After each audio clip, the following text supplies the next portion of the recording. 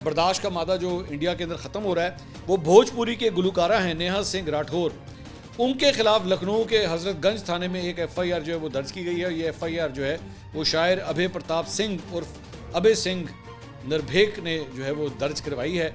और उनके ऊपर एतराज़ ये है कि उन्होंने सोशल मीडिया के ऊपर जो है वो एक पोस्ट जो है वो क्यों जारी की और उसमें वो दावा करती हैं कि बेसिकली नरेंद्र मोदी अब बिहार में पहलगाम हमले के मुतासिरीन के नाम पर वोट मांगेंगे, जैसा कि उन्होंने मुबैना तौर पे 2019 के पुलवामा हमले के बाद किया था। 2019 के पुलवामा हमले के बाद जो है वो एक इलेक्शन रैली से उस वक्त वो खिताब कर रहे थे, तो उसमें एक जुमला जो है उसमें उन्होंने कहा था कि अगर आप पुलवामा के शहीदों का बदला लेना चाहते हैं, अगर आप उन्हें श्रद्धांजलि देना चाहते हैं, I hope I am using the right word, अगर आप उनको जो है उनकी रिस्पेक्ट करना चाहते हैं तो फिर आप हमें वोट दें। ये कहा गया, तो आप फिर आप हमें वोट दें।